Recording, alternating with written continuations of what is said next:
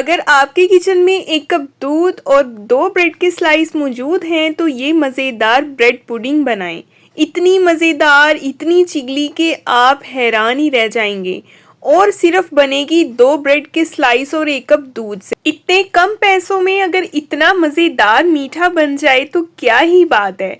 तो आपने रेसिपी को मुकम्मल वॉच करना है, स्किप किए बगैर देखना है। अगर आप इस तरह की मज़ेदार ब्रेड पुडिंग खाना चाहते हैं तो चलते हैं जी रेसिपी की तरफ। आखिर ये इतनी मज़ेदार बनती कैसे है, तो चलें इसको बनाना शुरू करते हैं। बिस्मिल्लाहिर्रहमानिर्रहीम।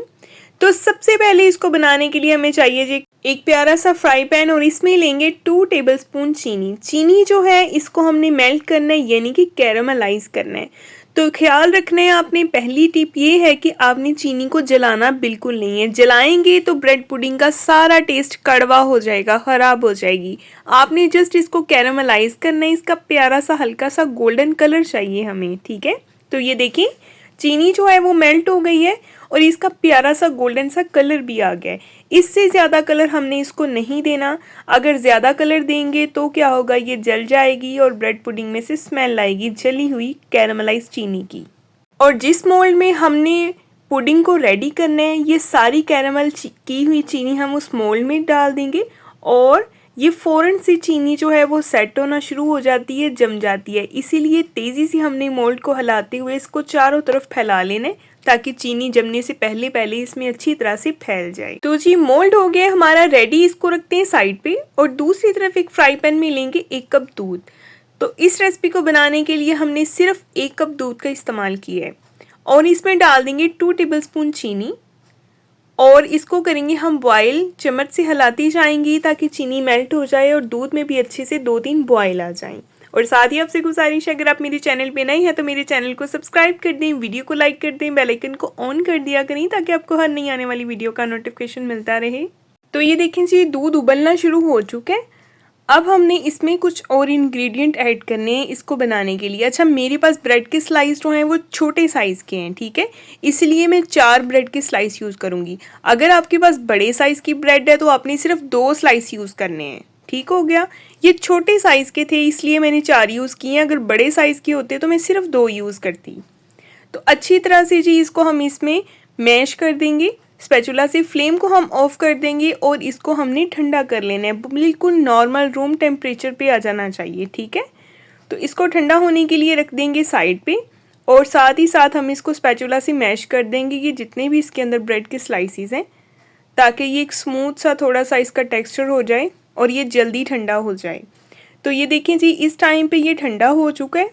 ब्रेड और दूध जो है वो ब्रेड ने सारा एब्जॉर्ब कर लिया दूध को और ये ठंडा भी हो गया, बिल्कुल रूम टेम्परेचर पे आ गया। इस सारे मिक्सचर को हम शिफ्ट कर देंगे एक बॉल में।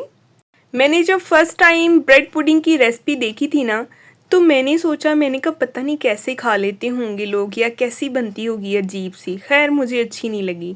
मैंने फिर एक बार ट्राई की। काफ़ी टाइम की बात है, काफ़ी टाइम पुरानी बात है ये। तो जब मैंने इसको ट्राई की ना, यकीन करें ये मुझे इतनी पसंद आई कि अब मैं इसको अक्सर बनाती हूँ। तो इसीलिए कोशिश किया करें चीज़ को ट्राई करके फिर देखा करें कि वो कैसी बनती है।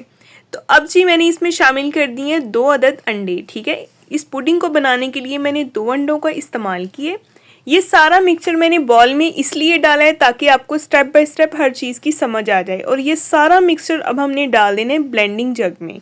जूसर तो हर घर में मौजूद होती है, बस उसका जग लें और इसमें ये सारा मिक्सचर डाल के इसको अच्छी तरह से आपने ब्लेंड करके इसका बिल्कुल स्मूथ सा पेस्ट बना लेना है। और इसको शिफ्ट कर देना है हमने इस मोल्ड में जिसमें हमने पुडिंग को रेडी करना है, ठीक है। और ये देखिए जी इसको हल्का हल्का सा टैप करेंगे ताकि ये सेट हो जाए, इसमें कोई बबल्स वगैरह हैं तो वो निकल जाए। अब कोई भी एलुमिनियम पेपर ले लें, इसको ऊपर से कवर कर दें और इसमें हम टूथपिक से जो है वो सुराख कर देंगे छोटे छोटे, ताकि पुडिंग जो है उसको ऊपर से भी स्टीम मिले और ये अच्छी तरह से ऊपर से भी पक जाए और नीचे से भी, क्योंकि पुडिंग हमेशा स्टीम पे ही बनती है और हमने इसको स्टीम पर ही रेडी करना है। तो ये हो गया जी हमारा रेडी। और अब एक कढ़ाई में लेंगे थोड़ा सा पानी और इसमें हमने रख देना है स्टैंड। पानी में बाद में और डालूंगी, पहले स्टैंड रख के चेक कर लेते हैं ताकि पानी ज़्यादा ना हो जाए, क्योंकि पानी जो है वो स्टैंड से नीचे नीचे ही होना चाहिए, इसके ऊपर नहीं आना चाहिए, ठीक है, वरना पुडिंग ख़राब हो सकती है। और इस तरह से ये पुडिंग वाला मोल्ड जो है वो हम इसमें रख देंगे और इसको ऊपर से कवर कर देंगे। तकरीबन 30 से 35 मिनट में ये रेडी हो जाती है, लेकिन मैंने इसको 45 मिनट्स तक कुक किया है ताकि ये बहुत अच्छी तरह से रेडी हो जाए। तो ये देखिए 45 मिनट के बाद आपके सामने इसकी सिचुएशन है। अब ये कवर हटाएंगे और इसको पहले हम चेक कर लेंगे कि हमारी पुडिंग कच्ची तो नहीं है, रेडी है। आपने भी इस तरह से इसको टूथपिक से एक बार चेक कर लेना है। और ये देखें जी, अभी हम इसको डीमोल्ड करेंगे।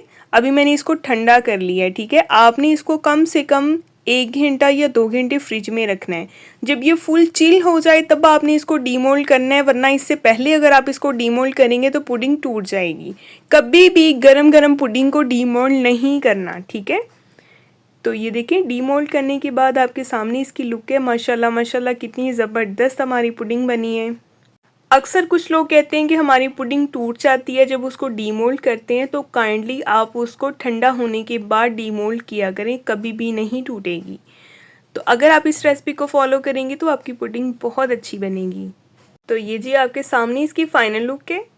आपको ये कैसी लगी है मुझे फ़ीडबैक में बताइएगा, कमेंट्स कीजिएगा। तो ये बहुत स्मूथ और मज़ेदार सी बन के तैयार हुई है। नेक्स्ट हम इंशाल्लाह मिलेंगे कल को एक नई वीडियो के साथ। तब तक के लिए जी अल्लाह हाफिज़।